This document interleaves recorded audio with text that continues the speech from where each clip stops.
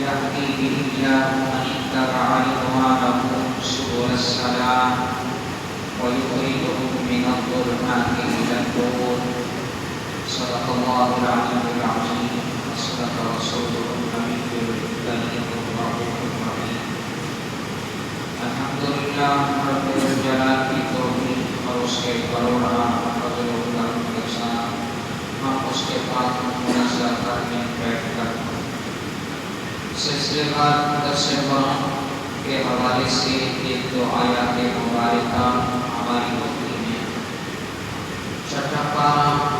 سورہ المائدہ کی آیات نمبر 16 اور 17 دو آیات مبارکہ ہیں. رب الجلال کا ارشاد ہے یہدی بہ اللہ، اللہ رب العزت انہیں دکھاتا ہے من اتبع رضوانہ سبل السلام، جو پیروی کرتے ہیں، اتباع کرتے ہیں اور اس کی خوش دلی اور سلامتی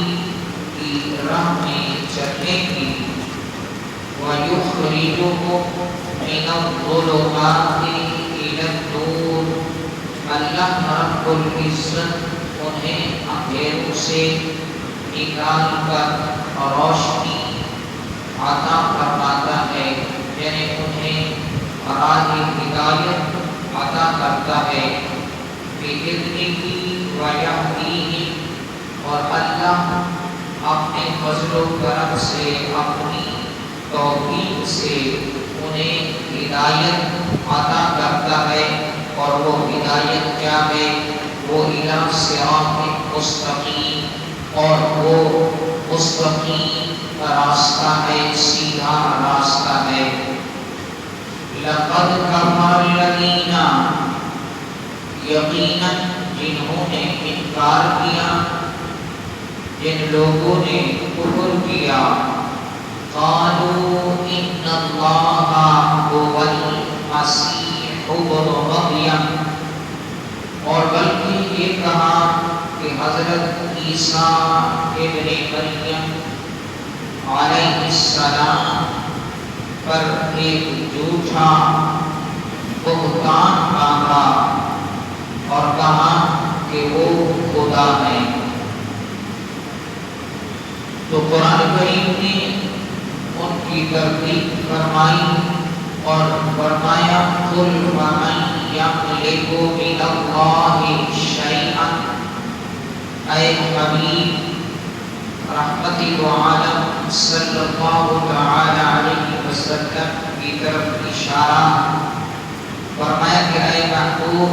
آپ انہیں بتلائیں کہ رب کی قدرت اور اس کی جو شان ہے وہ وراء الورا ہے. وہ تو جس چیز کا ارادہ فرماتا ہے کہ ان ارادہ ان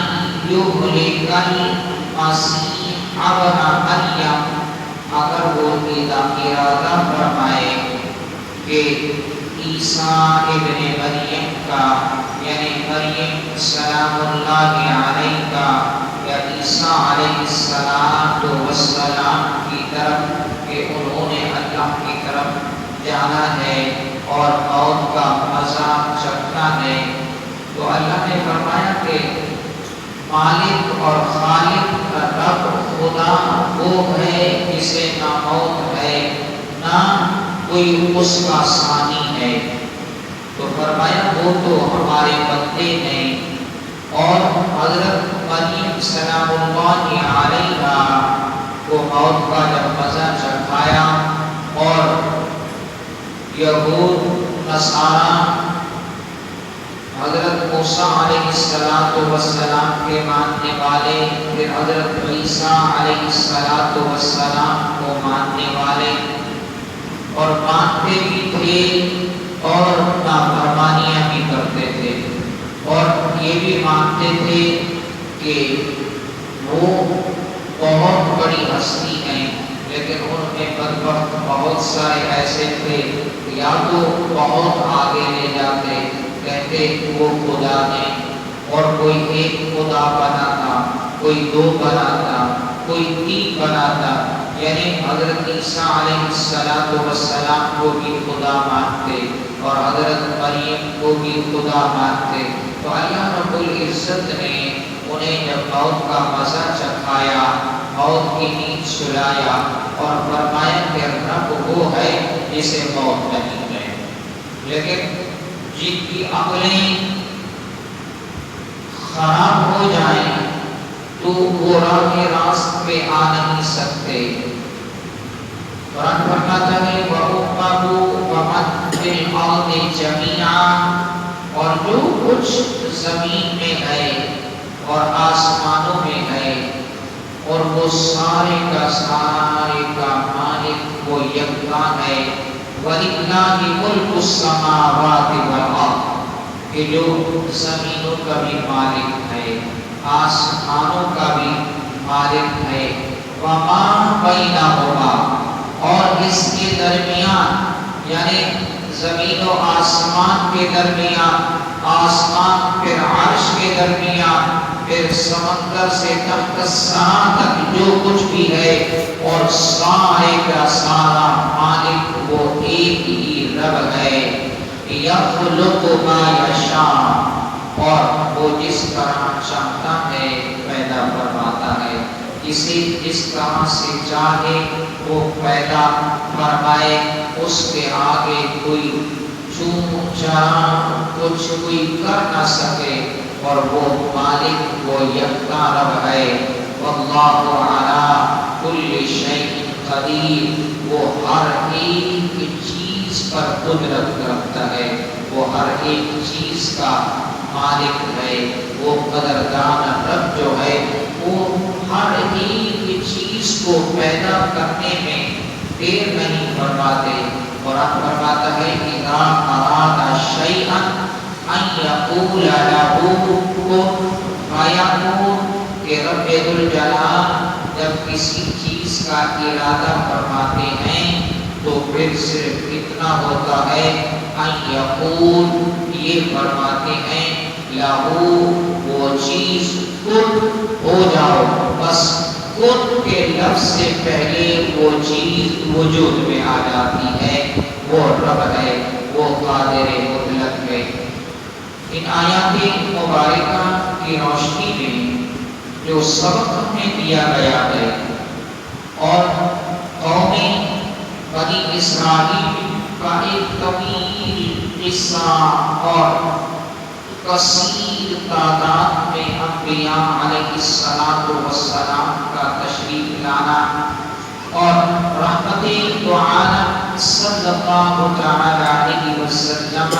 سے پہلے حضرت عیسیٰ علیہ السلام تشریف لائے، اور وہ اس شان و شوکت کے ساتھ تشریف لائے، اور قرآن نے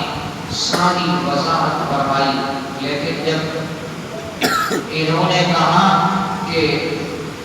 وَمِنَ الَّذِينَ عَادُوا إِنَّا نَصَارَىٰ، کل والی آیات میں، اور رب نے ان سے وعدہ بھی دیا، اور وعدے میں انہوں نے کہا ہم مانتے ہیں، لیکن پھر ٹکر گئے، اور اس آیات مبارکہ میں فرمایا لَقَدْ كَفَرَ الَّذِينَ قَالُوا إِنَّ اللَّهَ هُوَ الْمَسِيحُ ابْنُ مَرْيَمَ، اور جنہوں نے کفر کیا، انکار کیا اور بہتان باندھا کہ قالوا ان اللہ هو المسیح ابن مریم، کہ حضرت عیسیٰ ابن مریم علیہ السلام خدا ہے، اور رب ذوالجلال نے فرمایا کہ وہ ہمارے برگزیدہ رسول ہیں اور ہمارے بندے ہیں۔ اور قرآن نے جگہ جگہ پہ ان کی شان میں جو کچھ فرمایا ہے وہ تورات میں بھی تھا، وہ انجیل میں بھی تھا، اور قرآن قیامت تک رہنے والی کتاب ہے، اور یہ کتاب وہ ہے جس کا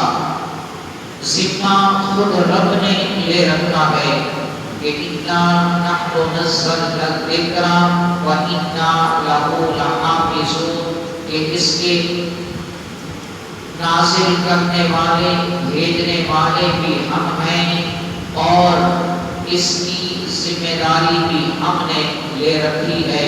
کوئی اسے نہ گھٹا سکتا ہے نہ بڑھا سکتا ہے، کیونکہ تورات میں، انجیل میں، زبور میں اور صحیفوں نے اور پہلی امت کے لوگوں نے اپنی مرضی منشا کے مطابق کہیں اس کو وضاحت میں غلط بیانی کرتے اور کہیں پہلے کی بات آتی تو اسے بڑھا چڑھا کر بیان کرتے، لیکن قرآن ایسی کتاب ہے کہ فرمایا کہ کوئی لاکھ کروڑ کوشش کرے نہ اس کی کوئی مثل لا سکے گا، نہ اس کی جیسی کوئی کتاب بنا سکے گا، نہ اس میں کوئی پڑھائی، نہ اس میں کوئی کمی کر سکے گا، کیونکہ اس کی حفاظت کا ذمہ رب نے خود لے رکھا ہے۔ اللہ اپنے محبوب علیہ الصلوۃ والسلام کے تصدق سے کہ فرمایا قل فمن یملک من اللہ شیئا ان اراد ان یہلک المسیح ابن مریم، اے محبوب آپ ہی نے فرما دیں کہ آپ کا رب جس چیز کا ارادہ فرما دے اور پھر اس کے کرنے میں اور اس کے کرانے میں دیر نہیں لگتی، وہ تو صرف ارادہ فرماتا ہے، پھر خود فرماتا ہے، وہ سب کچھ ہو جاتا ہے۔ اللہ کتاب مبین کی اس روشنی کی برکت سے ہمارے دلوں کو روشن فرمائے۔ مسجد فلاح میں